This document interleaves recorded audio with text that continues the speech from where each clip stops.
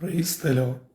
ജീവജലം എന്ന പ്രതിദിന വാഗ്ദത്ത വചനത്തിലേക്ക് ലോകമെമ്പാടുമുള്ള ദൈവമക്കൾക്ക് വേഗം വരുന്നവനായ യേശു ക്രിസ്തുവിൻ്റെ അതിപരിശുദ്ധ നാമത്തിൽ സ്നേഹ വന്ദനം. ഇന്ന് 2025 മാർച്ച് മാസം 12-ാം തീയതി ബുധനാഴ്ച. സ്വർഗത്തിലെ ദൈവത്തിൻ്റെ അളവറ്റ കൃപയാൽ നാം ഏവരും ഒരു പുതുദിനത്തിലേക്ക് പ്രവേശിച്ചിരിക്കുന്നു. ഈ ദിനം അനുഗ്രഹത്തിൻ്റെയും നന്മയുടെയും സന്തോഷത്തിൻ്റെയും ദിനമായി തീരട്ടെ എന്നുള്ള പ്രാർത്ഥനയോടെ ഇന്നത്തെ വാഗ്ദത്ത വചനത്തിലേക്ക് പ്രവേശിക്കാം.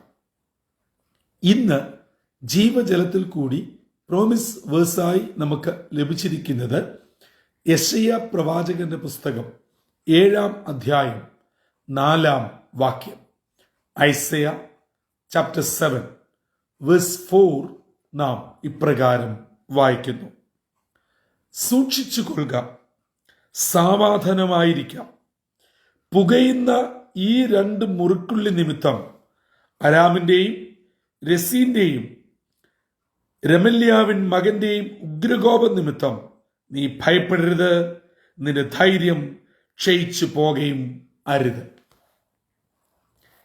യഹൂദ രാജാവായ ആഹാസിന്റെ കാലത്ത് ഇതാ അരാം രാജാവായ രസീനും ഇസ്രയേൽ രാജാവായ പേക്കഹും ഒന്നിച്ചുകൂടി.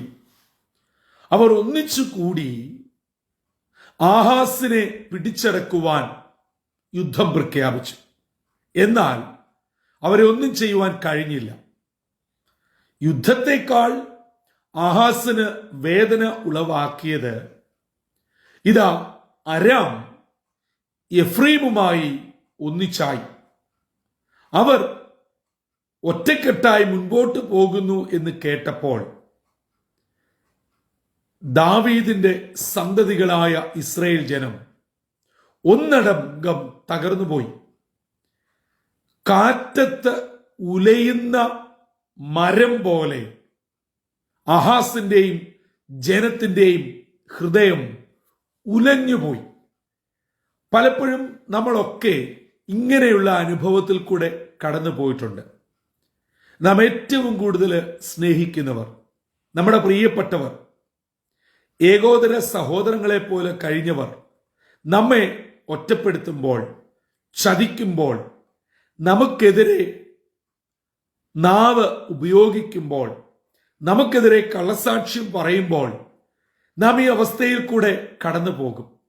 ഒരുപക്ഷെ ചിലരെങ്കിലും ഈ ദുരനുഭവത്തിന് ഇരയായിട്ടുണ്ടാവാം. ഇങ്ങനെ രാജ്യത്തിന്റെ രാജാവായ ആഹാസും ജനങ്ങളും ഒരുപോലെ തകർന്ന് മാനസികമായി ഉലഞ്ഞ് ഭാരപ്പെട്ടിരിക്കുമ്പോൾ ദൈവം യെശയ്യാവിന് അരുളപ്പാട് കൊടുക്കുകയാണ്: യെശയ്യാവേ, നീയും മകനും കൂടെ ഇവിടെ നിന്ന് എഴുന്നേറ്റ് പോകണം. എന്നിട്ട് ആഹാസിനെ നീരുറവിൽ വെച്ച് കാണുമ്പോൾ നീ ഇങ്ങനെ പറയണം.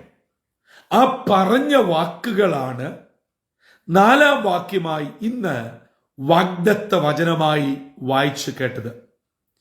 ഈ ബുധനാഴ്ച അതിരാവിലെ ഇന്നത്തേക്കുള്ള വാഗ്ദത്ത വചനം കേട്ടുകൊണ്ടിരിക്കുന്ന പ്രിയ മാതാപിതാക്കളോടും സഹോദരങ്ങളോടും പരിശുദ്ധാത്മാവിന് പറയുവാനുള്ളത്: ഏതു വിഷയത്തിന്റെ മധ്യേ നിങ്ങൾ ആടി ഉലഞ്ഞ് ഭാരപ്പെട്ട് വിഷമത്തോടെ ഇരിക്കുകയാണോ? ഒരുപക്ഷെ ഇപ്പോൾ പരീക്ഷയുടെ കാലഘട്ടം, കുഞ്ഞുങ്ങളുടെ പരീക്ഷ സംബന്ധമായി, അല്ല ജോലി സംബന്ധമായി, വിസ സംബന്ധമായി, ശമ്പളം, നിലനിൽപ്പിന്റെ പ്രശ്നം. ഒരുപക്ഷെ നിങ്ങളുടെ കുഞ്ഞുങ്ങൾ വിദേശത്ത് പഠിക്കുകയോ ജോലിക്ക് വേണ്ടി ശ്രമിക്കുകയോ ജോലി ചെയ്യുകയോ ആയിരിക്കാം. പ്രോപ്പർ വിസയിൽ എത്താതെ, അല്ല അടുത്ത സെം ആരംഭിച്ചിട്ട് അതിനുവേണ്ട എലിജിബിലിറ്റി കിട്ടാതെ, അങ്ങനെ വിവിധങ്ങളായിട്ടുള്ള ഭാരങ്ങളാൽ ആടി ഉലഞ്ഞ് ഇരിക്കുകയാണോ? ഹോസ്പിറ്റലിന്റെ അനുഭവം, ചില റിപ്പോർട്ടുകൾ നിങ്ങളെ വല്ലാതെ ഭാരപ്പെടുത്തുന്നു, മാനസികമായി തകർന്നു പോകുന്നു. വിദൂരത്തുള്ള നിങ്ങളുടെ സഹോദരങ്ങളുടെ ഫോൺ കോൾ നിങ്ങളെ വല്ലാതെ വേദനിപ്പിച്ചു. മക്കൾ നിങ്ങളുമായി ബന്ധപ്പെടുന്നില്ല. മാതാപിതാക്കൾ അന്യോന്യം അസമാധാനത്തിൽ ആയിരിക്കുന്നു എന്നു വേണ്ട, ഒരു മനുഷ്യായുസ്സിൽ കടന്നു പോകാവുന്ന നിരന്തരമായ പ്രയാസങ്ങൾ, ചില ഡിപ്രഷന്റെ അനുഭവങ്ങൾ, ഒറ്റപ്പെട്ടു എന്ന തോന്നലുകൾ, നമ്മുടേതായ ചില ചിന്താഗതികൾ, ഇവയൊക്കെ നമ്മളെ വല്ലാതെ പിടിച്ച് ഉലയ്ക്കും. അങ്ങനെ മേൽ പറയപ്പെട്ട നിലകളിൽ ആരെങ്കിലും ഈ പ്രഭാതത്തിൽ കടന്നു പോകുന്നവരുണ്ടെങ്കിൽ ദയവായി ഇന്നത്തെ വാഗ്ദത്ത വചനമായ യെശയ്യാ പ്രവചനം 7-ാം അധ്യായം 4-ാം വാക്യം നിങ്ങൾ ഏറ്റവും കുറവ് 5 പ്രാവശ്യമെങ്കിലും ആവർത്തിച്ച് വായിക്കണം. എന്താണ് സ്വർഗത്തിലെ ദൈവം പ്രവാചകരിൽ കൂടെ ആഹാസിനോട് പറയുവാൻ പദ്ധതിയിടുന്നത്? സൂക്ഷിക്കുക, സാവധാനമായിരിക്കുക. ഈ 2 ഉണക്കക്കൊള്ളി നിമിത്തം, അവരുടെ ഉഗ്രകോപം നിമിത്തം നീ മുഷിയരുത്, വിഷമിക്കരുത്, നിന്റെ ധൈര്യം ക്ഷയിച്ചു പോകരുത്.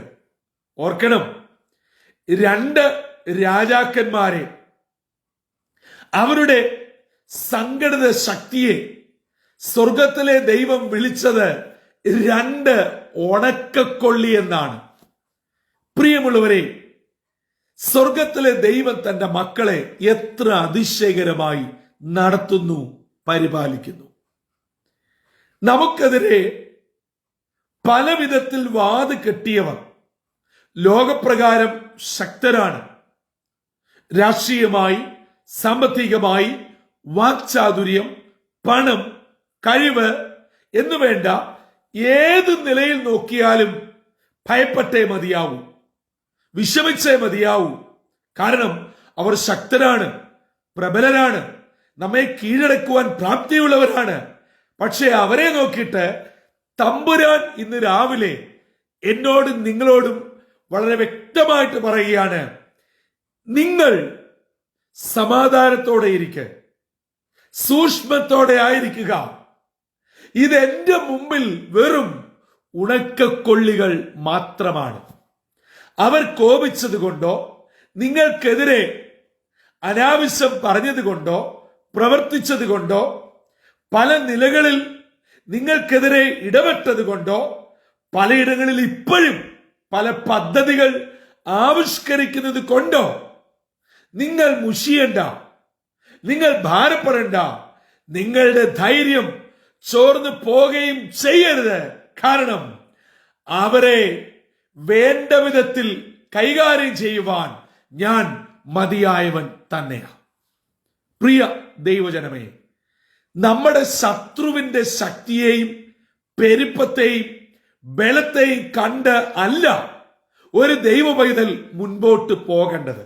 മറിച്ച് നമ്മുടെ ദൈവത്തിന്റെ ശക്തി കണ്ടുകൊണ്ടാണ് സ്തോത്രം പറഞ്ഞുകൊണ്ട് ഞാൻ നിങ്ങളും മുൻപോട്ട് പോകേണ്ടത്.